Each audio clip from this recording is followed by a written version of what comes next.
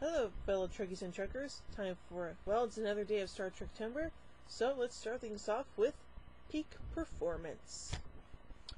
The Enterprise, under the command of Captain Jean-Luc Picard, is ordered by Starfleet Command to take part in simulated combat exercises to prepare for the Borg threat. A renowned Zakdoran strategist named Syrna Kolrami is sent to serve as an observer and mediator of the exercise. Commander Riker challenges Kolrami to a game of stratagema, knowing he has no chance to win, just for the honor of playing a Grand Master. Dr. Pulaski pushes Data to challenge the arrogant Kolrami, assuming Kolrami will be no match for Data's android reflexes and computational ability. When the two later play, however, Data is also sadly beaten, causing him to become convinced he is malfunctioning and remove himself from duty. Aw, poor Data.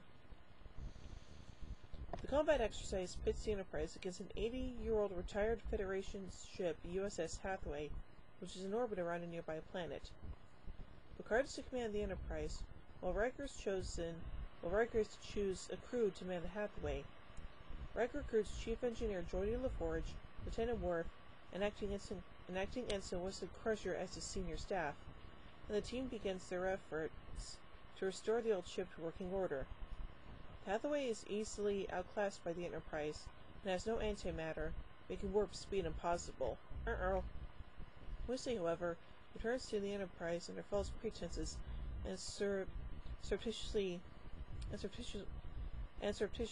beams a school experiment containing a small amount of antimatter to the Hathaway, which would allow them a very short warp burst, though they are uncertain it will work.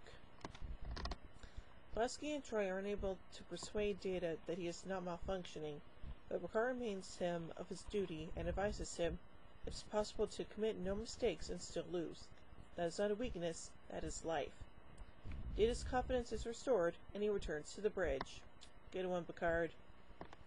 As the battle begins, Worf accesses the Enterprise's sensors, generating a fake image of a Romulan warship attacking, and while the Enterprise is distracted, the Hathaway scores the first hits. Kolrami, who was initially dismissive of Riker's ability, is impressed. The Enterprise regroups and prepares to attack the Hathaway when sensors report another intruding ship, a Ferengi Marauder.